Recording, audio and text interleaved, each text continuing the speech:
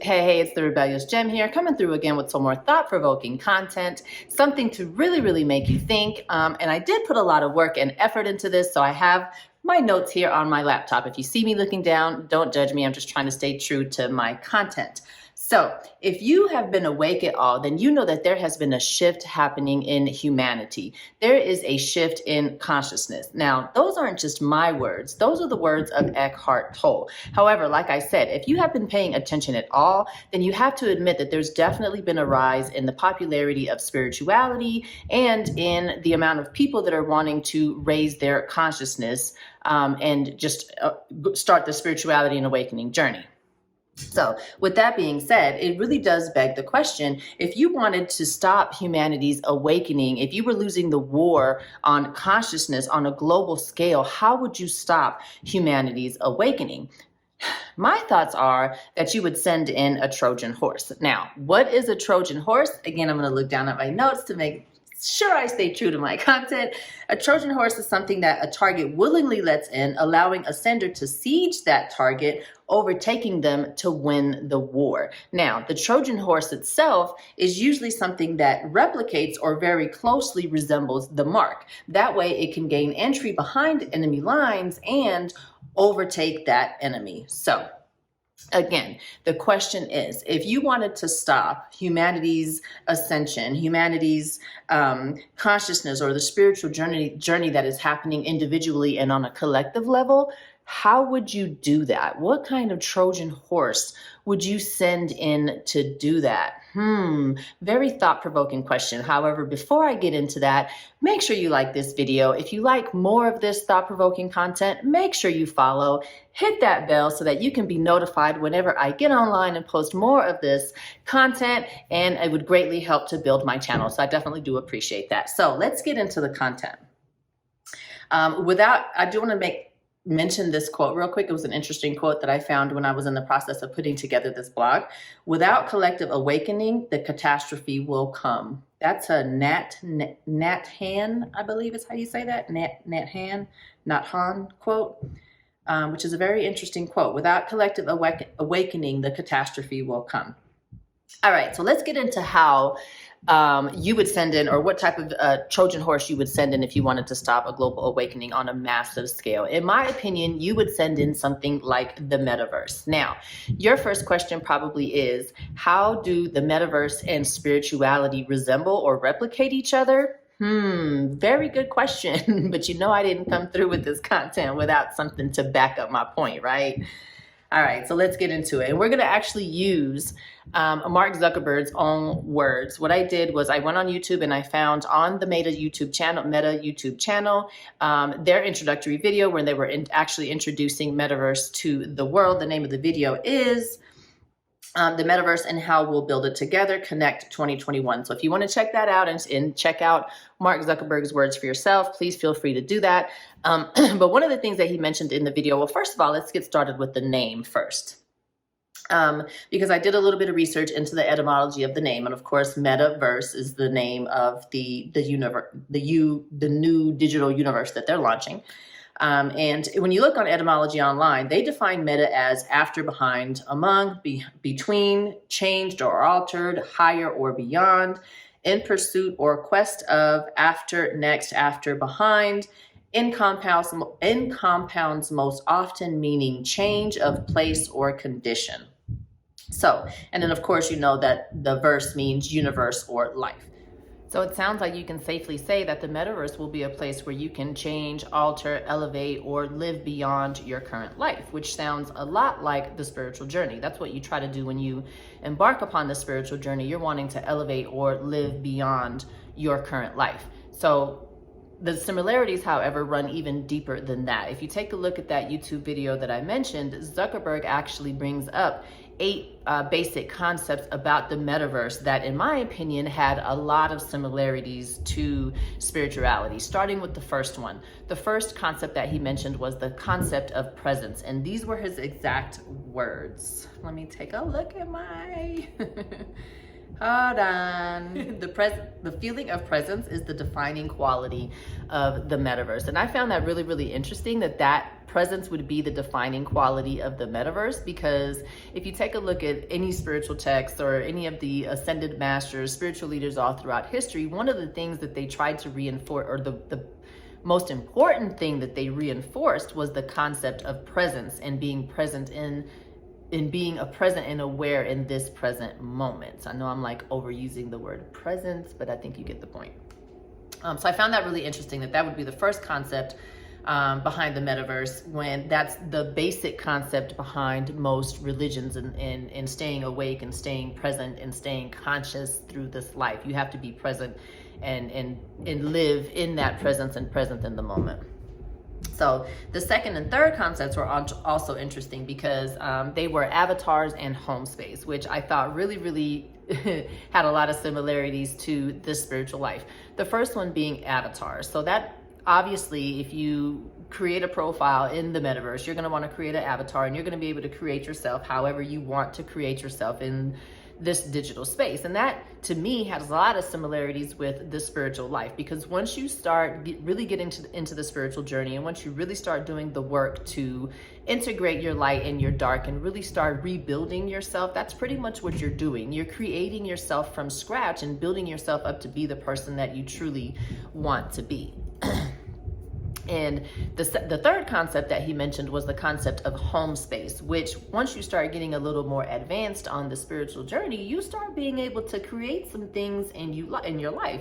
You start to understand that you really are the creator of your life, and how you invest your energy, the things that you invest your time on, your conscious awareness. You start bringing things into your life, and you start being able to, in a sense, start altering your home space. You start being able to create the things that you want to create in your life. I really hate that this is turning off. Let me dial back in real quick so that I can have something back there in the background. But anyway, that was the second and third concepts, avatars and home space. I thought that was really interesting. Again, I'm looking away from the camera. I have a bad habit of doing that, so apologies. But those were the second and third concepts that he mentioned, which I thought had a lot of similarities with spirituality. The fourth and fifth concepts that he mentioned were teleporting and interoperability. Now, teleporting is an interesting one to me because just like I know, once you started getting into the spiritual journey, you start becoming more aware of some of the abilities that people have. Even if you don't have them yourself, you start hearing some of the information and you become aware of the fact that some people can teleport, some people have telepathy, some people can levitate, there are people that are clairvoyant, some people can lucid dream and astral travel, all that kind of stuff. And so there are people that have all types of different gifts, and you become aware of that when you're on this spiritual journey. So it's interesting that he mentioned that one of the concepts about the metaverse is that you're able to teleport, because interoperability was another concept that he mentioned, which is definitely a crucial concept once you start awakening and growing on this spiritual journey. And the reason why I say that is because if you've ever tried to have a conversation with somebody who is not on a spiritual journey and you get that fluoride stare, you understand how it is. And especially as you get more advanced in your thinking and you grow, you really do have to go out into the world and learn how to operate and still function in a world where everybody may not have the level of thinking that you have, or people may not believe some of the things that you believe. And so you do have to learn how to integrate. You do have to learn how to operate with people who think differently and believe differently, and still be able to keep your own anonymity and still be able to keep your own sanity, and without, starting. And then you understand that we're all one. We're all really one huge consciousness. And so you stop judging other people for their opinions and things. But the point is that the same concept that he mentioned about the metaverse is true to spiritual life. You do have to learn how to operate and function in a world where everybody's operating system is not the same as yours. So one of the next concepts that he mentioned I thought was really, really interesting, that definitely had some similarities to the spiritual journey, was privacy and security. Now, if you know anything about how consciousness works, how the universe works, if you know, what's his name? Nikola Tesla's quote about the universe, if you want to understand the universe, you have to understand it in terms of energy, frequency, and vibration. If you understand that, that's one of the things that you really start to understand on this spiritual journey, is that energy is your currency.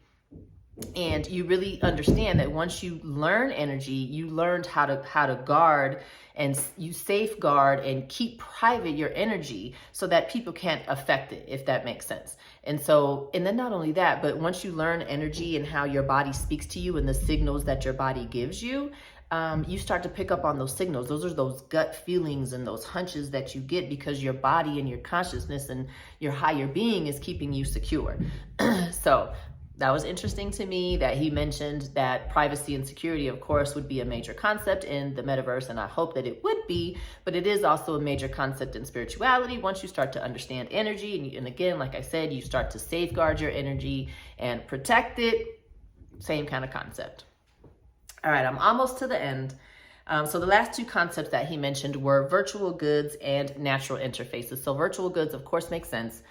You're going to want to buy things. And that was one thing that I actually should have mentioned a little ways back when I brought up the thing about energy.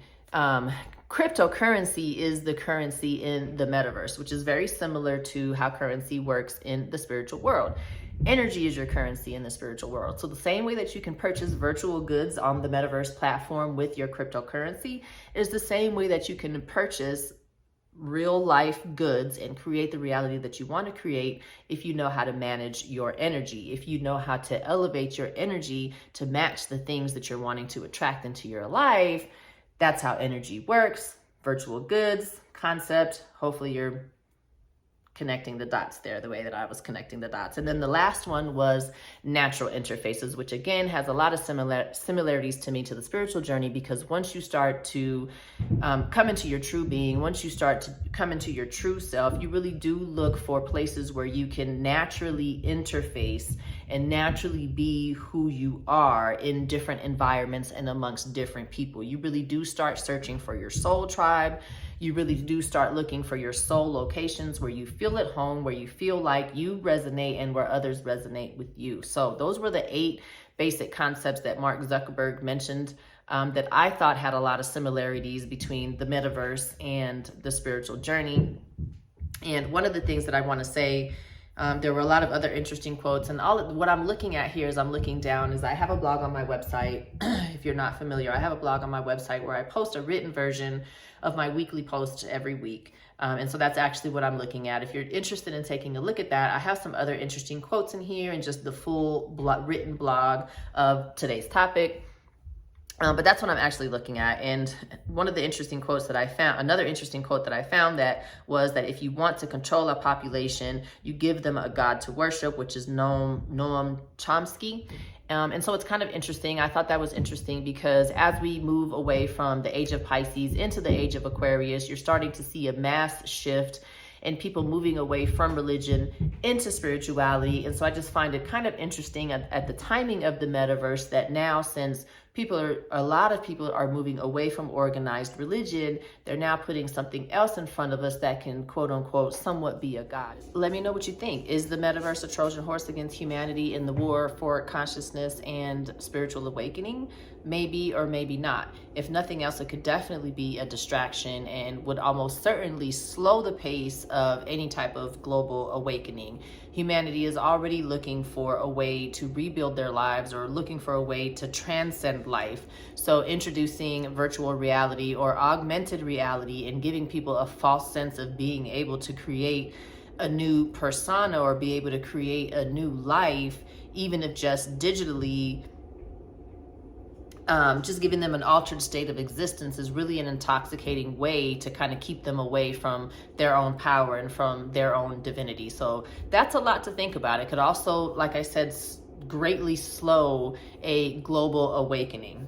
I don't know any other way that you could think that you would actually be able to slow a global awakening without releasing a Trojan horse of a massive scale. So that was the content that I had for today. Again, hopefully you enjoyed that. Hopefully there was some thought-provoking content. Hopefully you take that out and about and have conversations with other people. There's no stopping the metaverse, and that definitely wasn't the point of this video. I just kind of wanted to make a video to allude people to the fact that life is here. Life is here in the present moment. Life is here in our physical body. It's not going to be somewhere in a virtual world. It's not going to be somewhere in an augmented virtual reality. Of course, as the metaverse integrates into our lives more, we're going to have to learn how to work with it more, but humanity is right here. Your heart is right here. Your mind is right here. And it's a scary world when you start thinking that, I don't know. The implications are many, and so I'll just leave it at that. Hopefully you enjoyed this content. Like and follow for more. Take care until next week when I post another video. Rebellious Gem. Thanks for tuning in.